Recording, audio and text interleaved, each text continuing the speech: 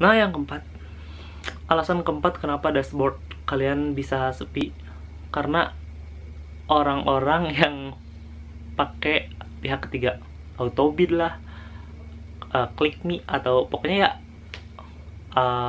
aplikasi-aplikasi pihak ketiga yang seperti itu, yang kata pembayarannya kena 5%, dibagi 5% kayak gitu. Ini orang-orang yang harusnya kan nggak boleh ya, nggak boleh nggak boleh digunain gitu cara-cara kayak gini tuh, karena jadi mereka nggak murni nyocol, mereka dibantu sama aplikasi pihak ketiga. Dan ini menurut gue curang sih, karena ngerugiin temen-temen yang emang bermain jujur gitu. Mereka main jujur tapi harus ngelawan bot gitu, harus ngelawan aplikasi, dan itu agak sulit sih emang. Tapi kalau emang rezeki ya bisa-bisa aja, tapi emang kelihatan. Jadi sering banget kalau misalkan dulu tuh kita masih bisa ngelihat alamatnya gitu. Jadi kalau misalkan muncul orderan kan ada alamat, kita masih bisa baca. Nah, kalau sekarang tuh baru dilihat langsung hilang dia. Dilihat langsung hilang. Kalau misalkan emang rating gue sekarang 5 nih. Rating aplikasi gue 5, box udah ada, udah terbuka, sinyal udah kuat, siap lah adu-aduan nyocol mah kayak gitu. Tapi kalau misalkan adu-aduan nyocol, nggak mungkin, pasti ada jarak sedetik 2 detik gitu. Ini tuh nggak ada. Kita baru mau klik, jempol gue baru mau nginjek tombolnya aja udah hilang dia tuh si orderannya itu. Kayak gitu. Soalnya beda nih, kalau misalkan untuk project tuh emang bisa ngilang cepet karena kan dia ditembakin kan nanti. Nah, cuman kalau ketahuan sih kalau misalkan orderan biasa dengan project tuh gampang bedanya. Nah, ngadung, dan emang teman-teman dari driver lain banyak yang ngelakuin, bahkan kemarin gue liat di YouTube ada tutorialnya gitu. Nah, ini kalau bisa jangan diikutin, karena apa? Pasti nanti akan banyak yang ada, bukan banyak sih, mungkin ada yang komen atau ada yang berpikiran kalau misalkan gue pakai aplikasi ketiga nggak ada masalah, nggak ada apa-apa, nggak ada sanksi apa-apa. Ya emang kalau sekarang itu, kalau gue lihat ya, si aplikasi Mr. Speedy ini belum terlalu sempurna gitu. Maksudnya dia kan masih pemekaran kan, masih ngebuka jalur lah ibaratnya kayak gitu. Makanya yang begini-gini tuh emang mungkin masih proses, atau mungkin emang masih dibiarin. Jadi yang penting orderan dia itu bisa kekirim ke customernya gitu. Jadi nggak numpuk gitu. Jadi cepat terkirim kayak gitu. Tapi ada kemungkinan juga nanti kalau misalkan emang orang udah banyak kenal Speedy, Mr. Speedy itu aplikasi pengantaran dengan harga yang segini terjangkau. Nah, baru mereka akan melakukan sanksi-sanksi untuk si driver-driver yang memakai pihak aplikasi ketiga ini, karena emang dasarnya ini nggak dibolehkan gitu. Beda dengan aplikasi yang sebelah. Aplikasi yang sebelah ini mereka emang autobid, jadi langsung dapat ke aplikasi itu langsung ditembakin kayak gitu. Nah, kalau Speedy itu sebenarnya sistemnya sistem cocol gitu. Jadi kalian bisa milih orderan mana yang mau kalian ambil. Kalau misalkan yang pihak ketiga ini nggak bisa, mereka langsung masuk ke akun mereka kayak gitu. Dan itu apa sih, jujur emang ngeberatin banget ngelawan. Kalau misalkan kalian pemain yang jujur, kalian pemain yang murni lah dibilangnya, ngelawan yang kayak gini tuh emang susah gitu. Nah, yang kelima ini yang lagi rame dibicarakan, tapi alhamdulillah nih kalau yang ini tuh gue belum pernah ngalamin sama sekali. Nah, ini tuh dibilangnya anak emas mereka tuh. Jadi anak emas tuh apa ya, mereka mungkin ada main sama orang dalam, atau mungkin sama korlapnya katanya kayak gitu. Tapi ini sih pasti berhubungan dengan orang dalam gitu, karena jadi gini sistemnya. Misal gue dapet orderannya pasti yang 50 ke atas, yang gede lah ibaratnya, yang 70 atau yang 100, mungkin yang 100 deh, misalkan katanya 100. Gue dapet nih, udah gue cocol, udah gue mau berangkat ke tempat pick up, tahu-tahu orderannya dibatalkan terus dikasih ke kurir yang lain kayak gitu.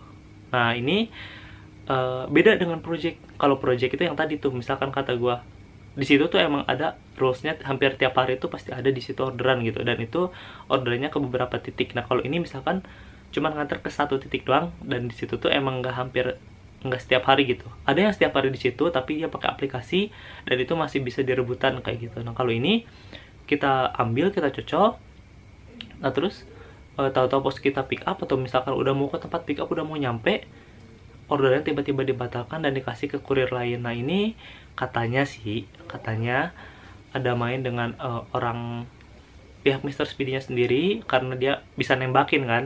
Nggak mungkin kalau misalkan orang nggak ada dengan orang Mr. Speedy-nya langsung, tapi bisa nembakin orderan yang udah ketangkep sama kurir lain kayak gitu.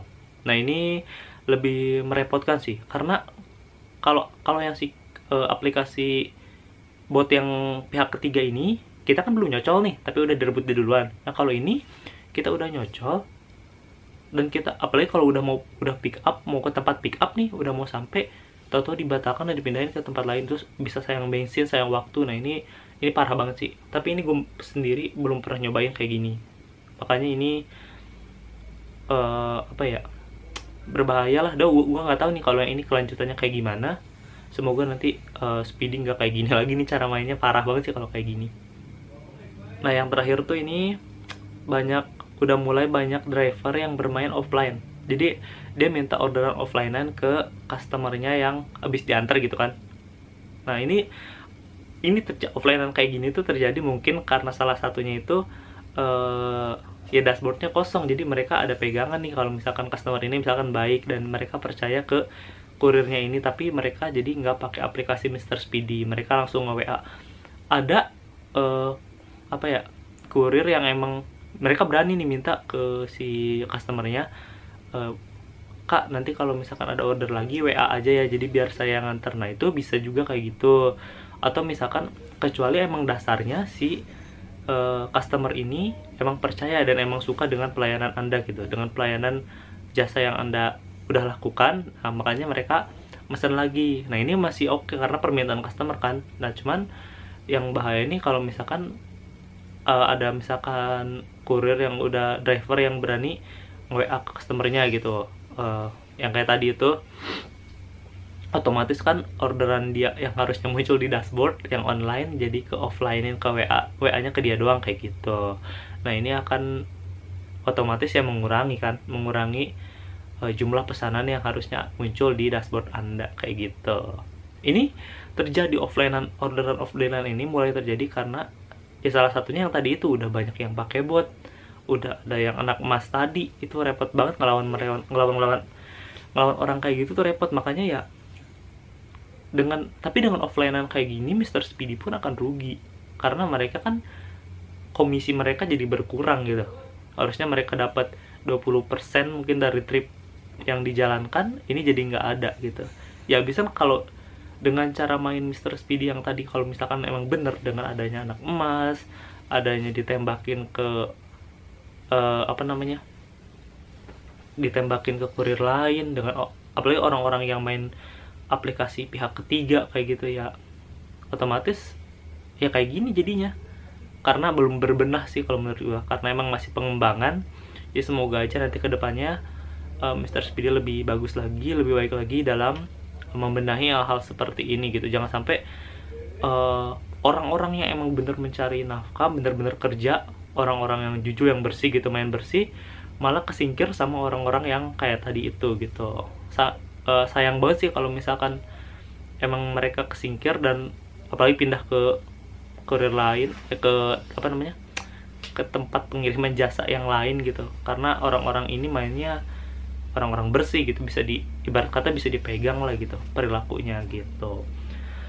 Mungkin itu aja yang bisa gue sharing di episode kali ini. Kalau misalkan ada kata-kata yang kurang tepat, mohon dimaklum. Coba nanti kalau misalkan emang kurang lengkap atau ada koreksi yang salah, boleh komen di bawah.